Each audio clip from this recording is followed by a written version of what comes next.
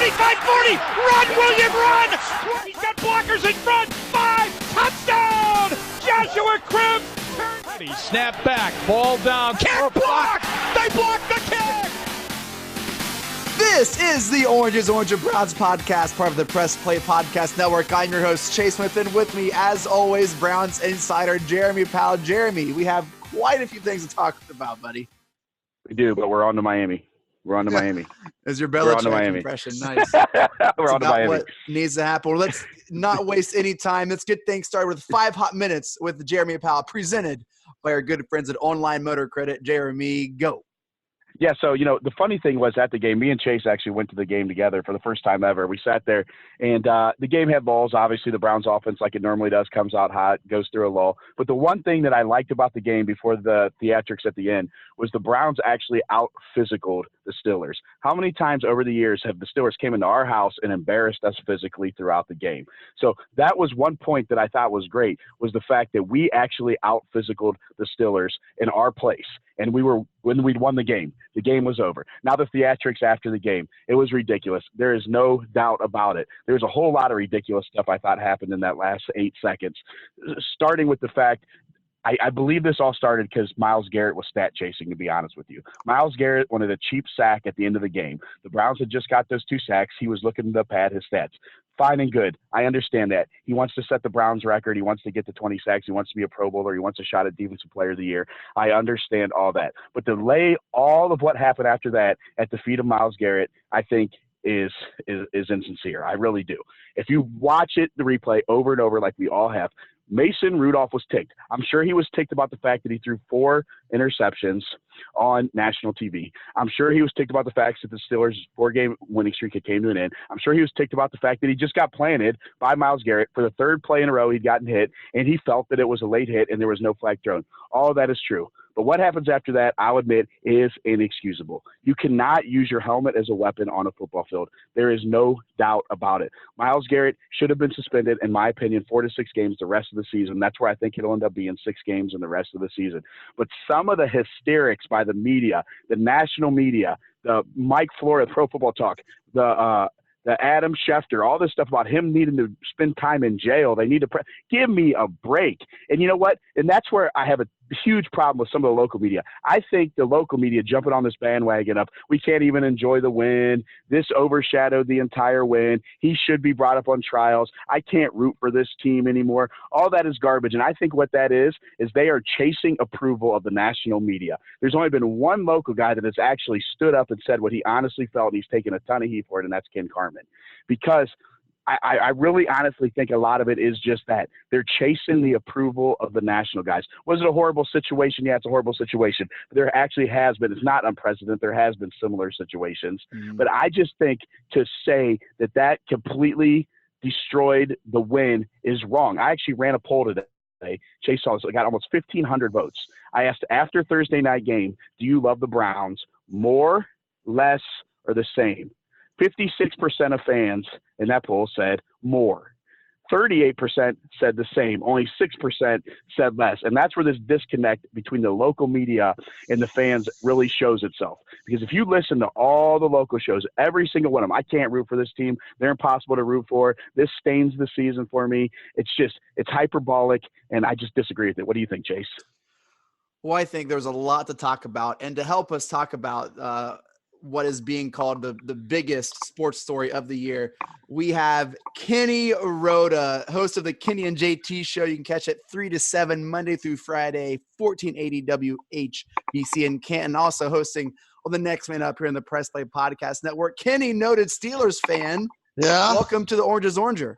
How about this? It's a rivalry again, right? I mean, yes. For how long it wasn't a rivalry. It's like, okay, which is worse, Ohio State and that team up north, or the Steelers and the Browns? And when you look at the numbers, it hasn't been a rivalry for about, 20 years. So now we've got a rivalry again. But unfortunately, it comes with, the end of the game situation. When you look back at that, everything up to that point, the Browns had dominated that game.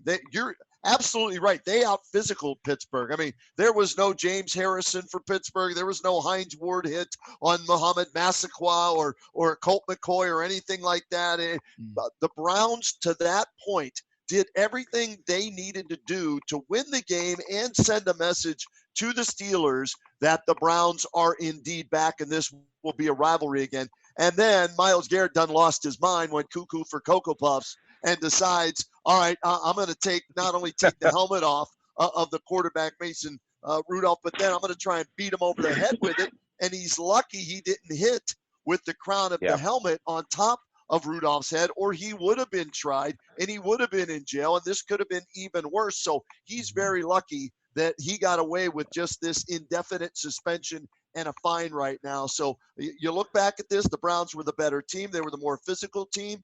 They are better on paper. They proved it on the field. The rivalry is back. But it was interesting, in listening to you guys talk about this, the stat chasing. I believe that's true. I think Myles Garrett at the beginning of the year said he wants to be defensive player of the year. And how do you do that? You rack up sacks. Well, what better way to get sacks than when the game's already in doubt or not in doubt and you have a few minutes left on the clock. And so you go after the quarterback and try and get as many as you can. So some of this, yes, Mason Rudolph should have been suspended for a game, in my opinion, for starting it. But it escalated because of Myles Garrett, and Myles Garrett was in there because he was stat chasing. I agree 100% there. Okay, so I'm going to push back and zag a little bit on you guys here. Why on earth was Mike Tomlin throwing with 17 seconds left, down 14 after 2 straight sacks, Kenny? Why is that getting overlooked? What do you blame Myles Garrett for, playing his position, what he's supposed to do? You never give up. That's a sign of weakness. You know what Freddie Kitchens would say? Freddie, what the hell? Freddie Kitchens would say, I didn't put my players in the best position to succeed. If you're Mike Tomlin and you have a quarterback who's thrown 4 interceptions, who's gotten the snot beat out of him, why, if it's a high, if there's a lot of palpable energy already, like, dude, get out of there. I'll agree with this, Chase. It was on 3rd and 25. I would agree with that. What are you doing? First 2, I probably would have ran a draw right there and just ended the game. I would have kept, of course, Kenny's exactly right. You play to win the game, right? You play to win the game.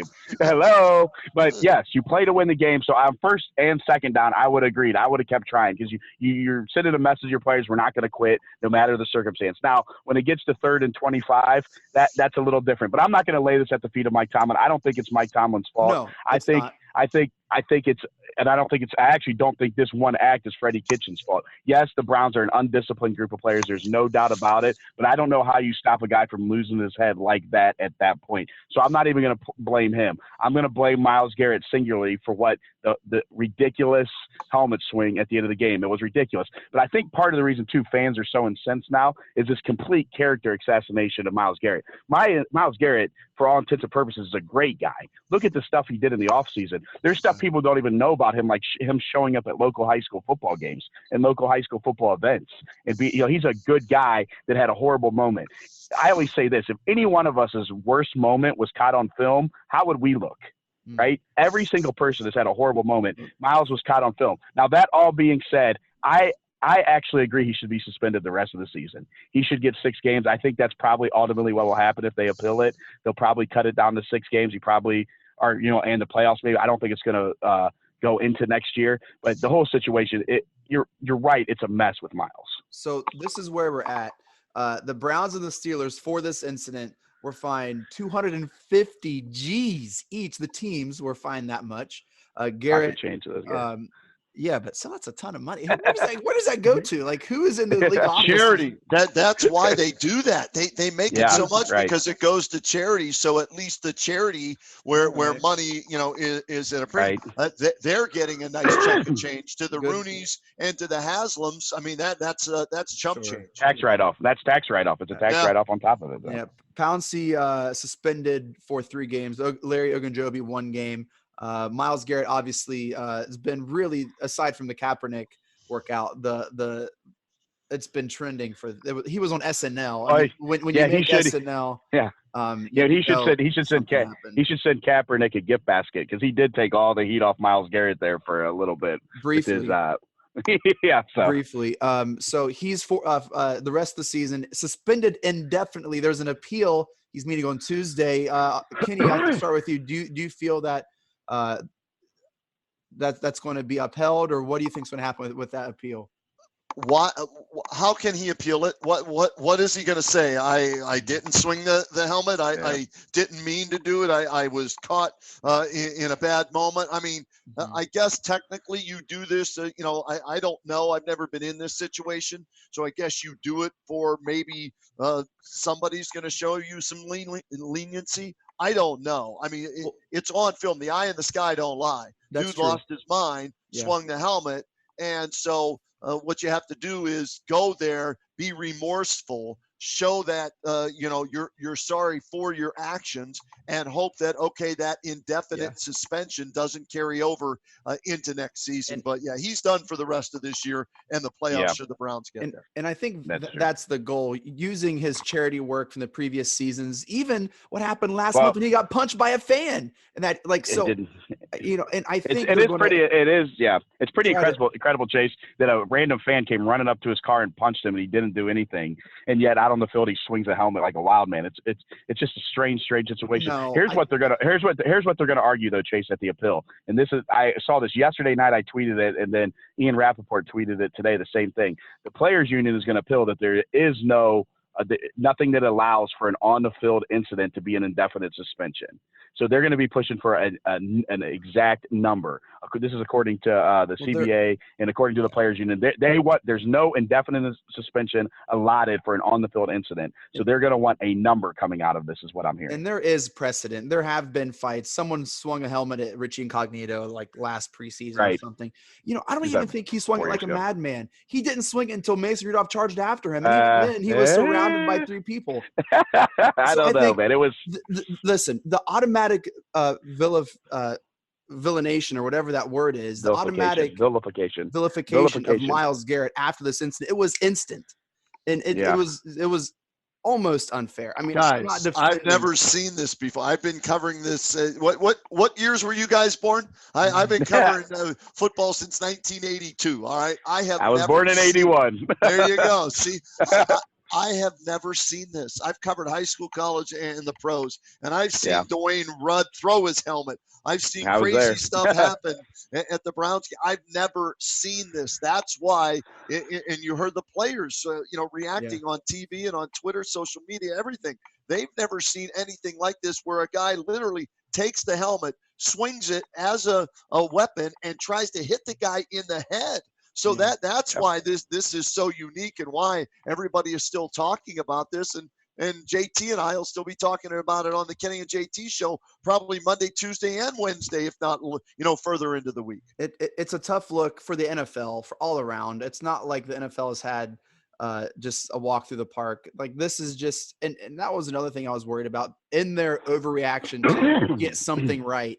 Are they going to just lay down the hammer and completely blacklist Myles? Listen, Kenny is right. It was on national TV. It was a spotlight event, okay? Yeah. It's a Thursday night game. Yeah. They had to come down fast. They had to come down swift. They had to come down hard.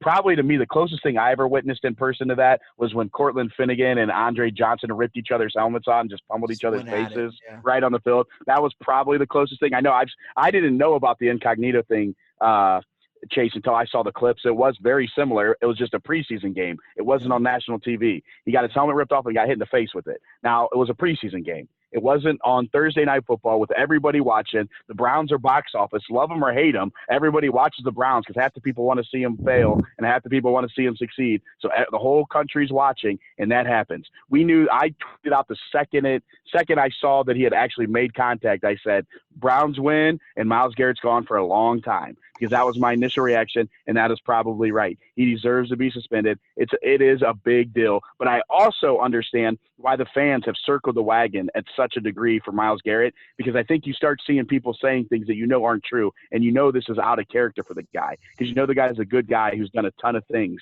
in the community. So that's why you see such a massive pushback from the fans now, and why I think you see a split between the media and the fans in Cleveland. And remember this too, he was the #1 overall pick, guys, right? So you're expecting huge things from this guy in year, what is this, 3 or 4, whatever it is for Myles, right? Year 3. And then this is what he's going to be remembered for until he does something better than this, until he leads the Browns maybe to a Super Bowl championship in his MVP in the Super Bowl or something along those lines. This is what he's going to be remembered for, unfortunately. And as far as Rich Incognito goes, guys, that guy's a piece of work, and I think some people probably were happy to see him get whacked like that. So that's a good point. Yeah, he's not the #1 overall pick, and he's got a bad reputation to begin with. Kenny, what was the national broadcast? What was that like? Jeremy and I obviously at the game. We had a different experience than you watching it. I mean, was it just they lost their minds? Yeah. At first, they didn't know what happened. Then when they saw the replay, you hear Troy Aikman going, "Oh my!"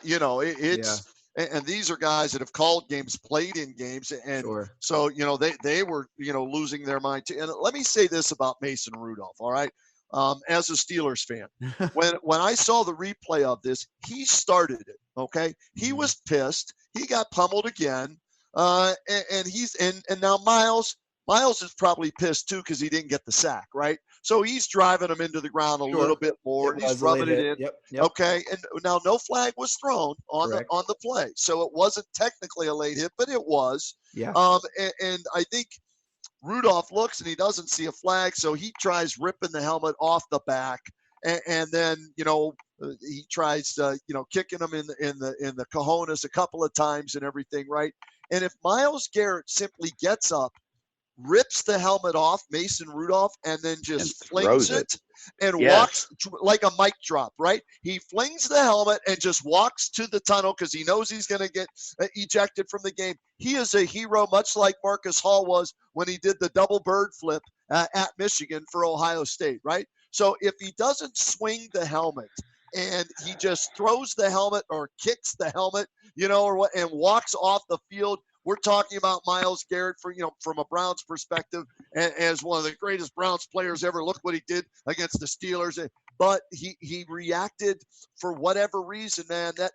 That switch was flipped, and he just went, like I said earlier, cuckoo for Cocoa Puffs. And so, unfortunately for him, he had an opportunity to have a monumental moment, and instead, it's become such a negative moment that he's going to have a tough time erasing it. But Mason Rudolph, he should have got a game, in my opinion. I thought he should have been suspended and fined for one game for what he did. And the fact that he went back after Myles Garrett, that to me was the reason I think he should have for sure got a game.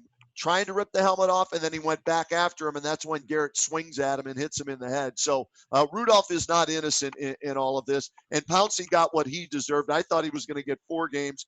They gave him 3 for punching and kicking Garrett. You have to do that, and I have no problem with that at all. Myles Garrett's going to miss $1.3 million in salary for these 6 games. Mason Rudolph fined $32,000, I believe, when it's all said and done. Jeremy, our experience live was really unique. So this is what happened. There was a fan came down to our level, a Steelers fan, and he was waving a Browns flag. So right all next of us, to us is what happened.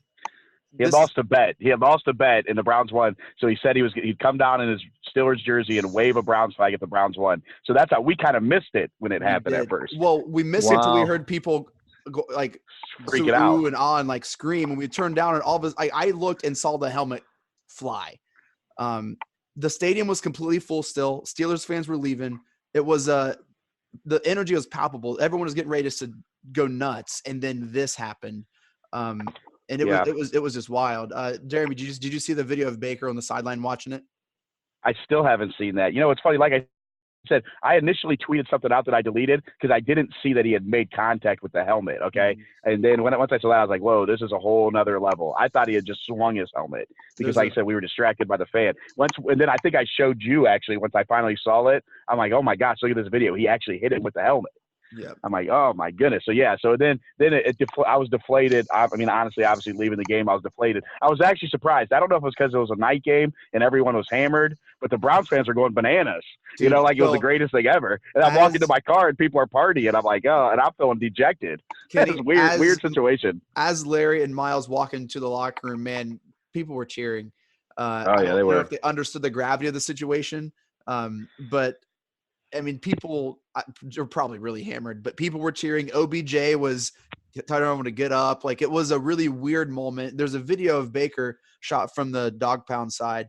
And he's on the side and his hands are just up at his helmet, like at his head, like, oh no, He what are knew. you doing? And he doesn't Right. Yeah. move. Chubb is just like frozen. You can see him in the frame too. So it That's was Chubb just all the time, though.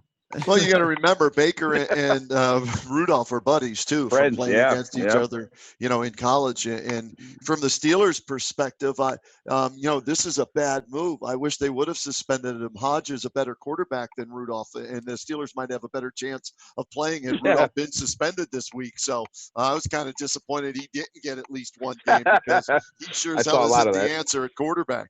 So instead of having these 5 hot minutes with Jeremy and Kenny being about the Browns win and the playoff picture, we just spent 20 minutes talking about Myles Garrett, as is everyone else in all of media. Hey, and you know what that proves right there? That it was a big deal. The fact that we still can't even talk about the game. I mean, of course it's a big deal, but just how big a deal it is that we are still a couple of days later talking about it. Yep, and I'm sure it's not going anywhere soon. It's sad that when we talk about the helmet game and Browns lore, we have to ask which one now. Yeah, right. Because that's a good add point. it to the list, man. Yeah. I was, Add it and to you know the what? list. You want to hear the common denominator, Chase? I was at both of them. How about that? There's 6 I was degrees at of both. Jeremy. I mean, come on now. Forget Kevin Bacon, right? Whenever Jeremy goes to a game, crazy stuff happens.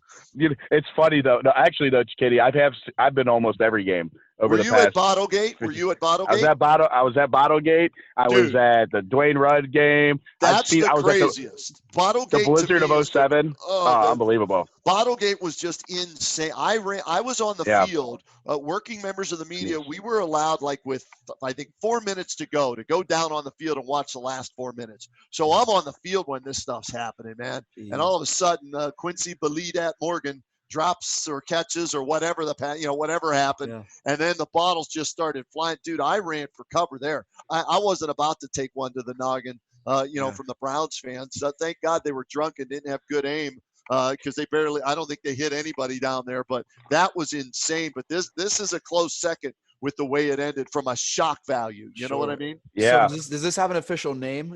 What is the name of this incident? I'm sure it'll come. Kenny, you know what's you're the funny, master Chase? of names, Kenny. Yeah. You know what? Myles. How about Myles Mayhem? I mean, I don't know. That's pretty good though on the spot. Yeah, we're gonna get something. The drive, the fumble, Red Right 88. Something will come. Is there not a T-shirt already made by one of the graphic places or whatever? A 3 Miles T-shirt. Is there one? Okay. Of course there is. Yeah, we lead the league in corny T-shirt companies, and half of them have sponsored us at some point in time. Have you guys seen the rapper Hazmat? Do you know who I'm talking about here, either of you guys? I don't. You need to type in Google Hazmat Brown song. Okay. Yeah, I have. He's all yeah. This guy, awesome. After every game, writes a song for what happened in that, and I can't wait to hear this week's. He's phenomenal. We played one of his the Bills one when they beat the Bills. We played it on the Kenny and JT show on WHBC. So I can't wait to find tomorrow's. And he does a video. It's not just a song; it's a video. So check him out, Hazmat, on Twitter and Instagram or YouTube or whatever. You guys are going to howl. This guy's really, really, forget like one song for the whole year. He does one every week. Oh, wow. Well, that was 5 hot minutes with Jeremy Powell, guest star Kenny Roda, presented by Online Motor Credit. Online Motor Credit is a family-owned and operated business, the area's first zero-interest in-house financing. They offer zero-interest in-house financing because, listen, they understand life happens. Maybe you realize a furnace is out. Maybe your car breaks down. Let them help you with zero in-house financing. Get a new or used car. Providing good cars to good people at great prices is their motto. They provide a full-service garage with certified techs on hand every single day, from brakes, tune-ups, suspension work, to air conditioning service. Online Motor Credit provides good work at great prices.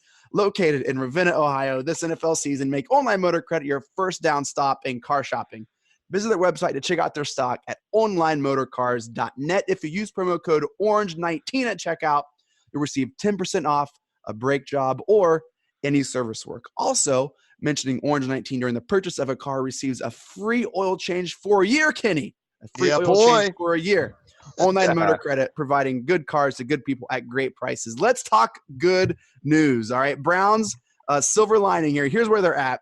They have 2 wins in a row, their first back-to-back wins this season. Freddie Kitchens took him 10 games to surpass Hugh Jackson's total of 3 seasons with 4 wins. The Browns are 4-6. Jeremy, I'll start with you. What are some silver linings from this victory? It's the Pittsburgh Steelers. Well, a couple right off the bat. Nick Chubb goes over 1,000 yards in just 10 games. And I'll tell you what, that was a yeoman's effort by him, because we had talked about in the pregame show that we didn't think he was going to get a ton of carries because he just had over 20 carries on Sunday. So to come out and get 27 carries for 93 yards, and I talked about this at the game with you, you could tell he did not have his normal spring, but to gut out 90-plus yards when they needed him, I thought it was a stupid coaching decision not to give Kareem Hunt the ball more, but I also thought it was just a solid yeoman's effort by Nick Chubb. Yeah, they got a long day's rest before Miami on Sunday. Kenny, what are some silver linings from the game for the Browns, not the Steelers, the Browns, brother? I look at it from this standpoint. They beat Pittsburgh and Baltimore in the same season for the first time. Yeah. And it hasn't happened since 1999, right? They're 2-0 in the division, too. They have yet to lose in the division, and they've got 4 more division games. They're going to beat Cincinnati twice, so they'll be 4-0. And then you've got Pittsburgh in 2 weeks. And then the Baltimore game is going to be ginormous. So they're doing what they should do in the division. It's good to see 2 consecutive home wins after going winless up to that point. At home, you got to take care of your home field and keep the home crowd happy. And Baker Mayfield isn't turning the ball over these last few weeks, and that's huge. If he's had – here's how I'm looking at Baker. A lot of people think he's the franchise quarterback.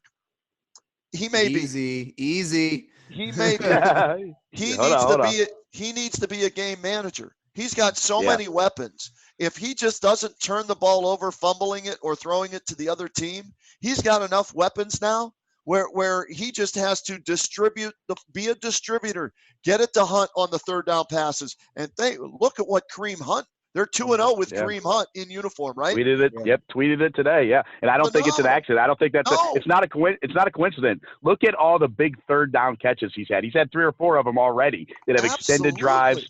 And that's been just beautiful. And you know what? Let me tell you these numbers too, because I pulled them up. In the last 4 games, Baker is 6 touchdowns, 1 pick, a 93 quarterback rating, not bad, and around 900 yards. So I think that Baker is figuring out exactly what you just said. As long as he stays out of his own way and distributes the balls to all these guys, we got Njoku coming back now. He's going to be activated. We have Njoku. The Browns offense actually is going to be as healthy and as it's been all year for the stretch run here. So all Baker has to do, like you said, is kind of get out of his own way and distribute the ball to the playmakers. And it's fun to see him do that, and Chubb and Hunt in the backfield. That's a dynamic duo back there, and you got a dynamic duo on the outside with Landry and OBJ too. So just get the ball to your playmakers. You're not the playmaker; they are. Get them the football.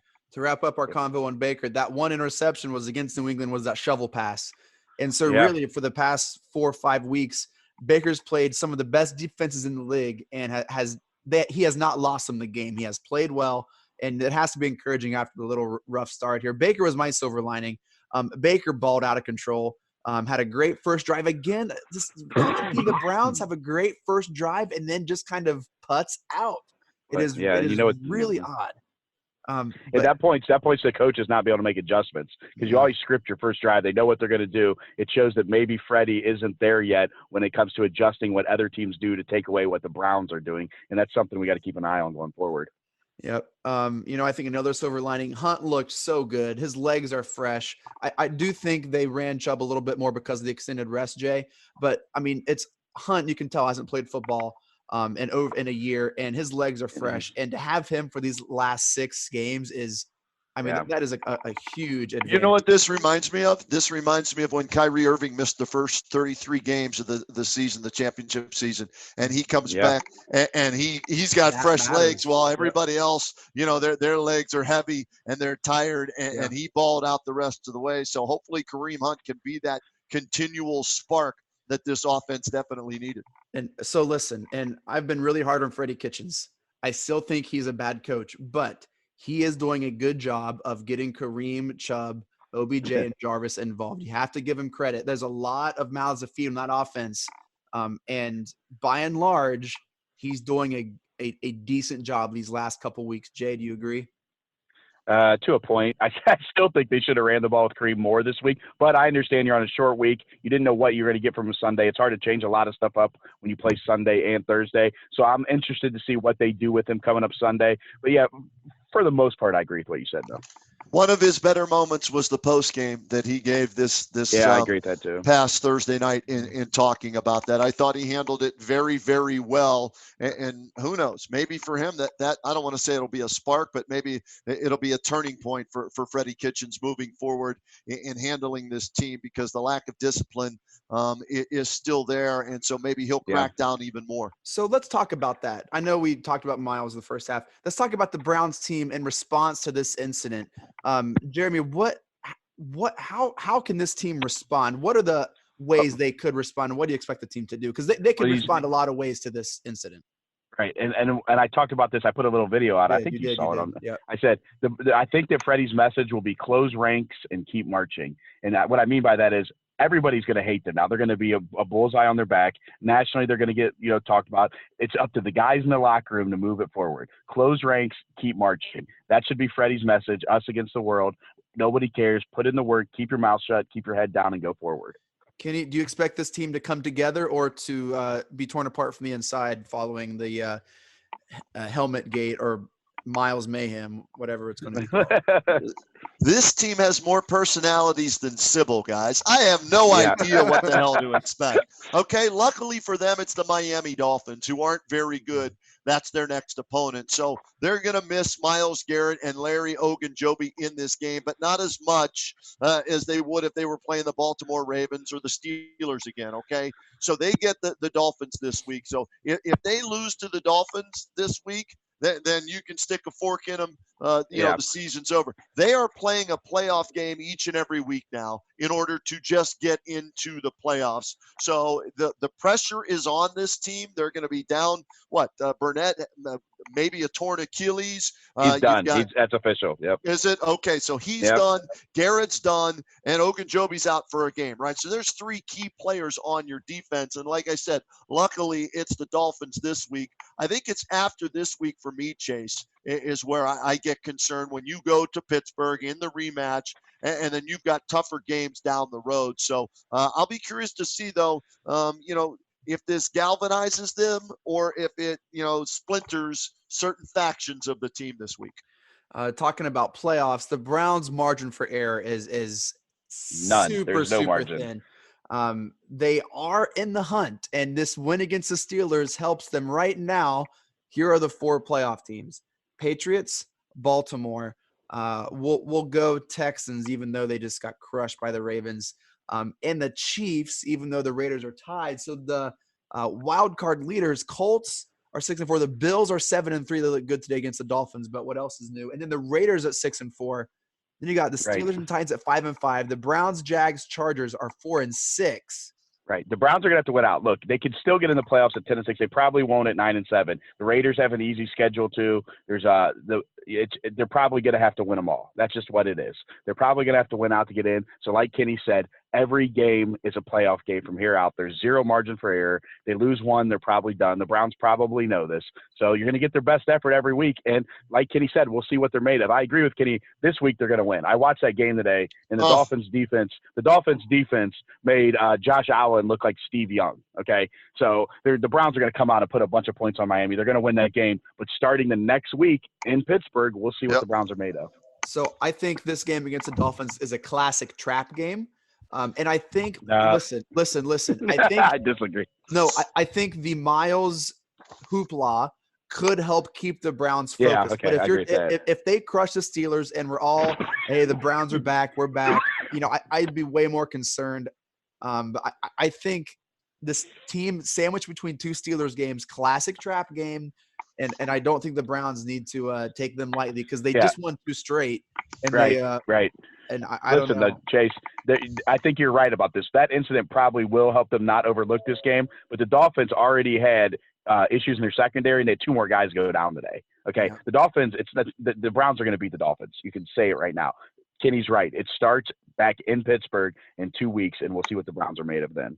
Man. And if you're a Browns fan, you hope that Mason Rudolph doesn't get hurt because you want him quarterbacking again. He's terrible. The Steelers, you know what? They gave up a first-round pick for Minkah Fitzpatrick when, in my opinion, I know he's put up some. He was invisible this past week against the Browns, by the way. But I would have kept that draft pick and looked for a quarterback in the draft because I'm not a believer in Mason Rudolph. And who knows what Ben Roethlisberger is going to be like coming back from whatever injury that is to his elbow and that. So I think the Steelers made a big time mistake if they believe Mason Rudolph is the quarterback of their future, and that's why they traded that first round pick away. Kenny, be careful, man. You keep talking like that, I'm gonna give you your own Steelers podcast. No, That was music to my ears, man. Yeah, you know what? All the Mike Tomlin fans wouldn't like that because he needs to go too. Oh, that's it. Steelers podcast in the works. Just kidding. Well, Kenny, let's start with you. Game balls for this 21-7 trouncing of the Steelers. You nailed it earlier. The Browns were more physical. The Browns really, for the first time, and really kicked the Steelers. I think since Tim Couch won in Pittsburgh, really kicked the Steelers. They kicked their ass. They did. I mean, it was impressive. Joe Schobert gets the game ball of all game balls. There it is. The dude played his rear end off in this game. I mean, 2 interceptions. He had a sack. He was all over the field making stops behind the.